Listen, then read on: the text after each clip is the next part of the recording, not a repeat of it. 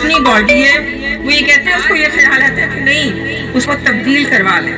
اور فرانس میں باقاعدہ قانون سازی کے 17 سال تک کیا تو بنیادی حق ہے۔ اس کے ساتھ ہی وہ یہ کہتے ہیں کہ کردار کا چناؤ۔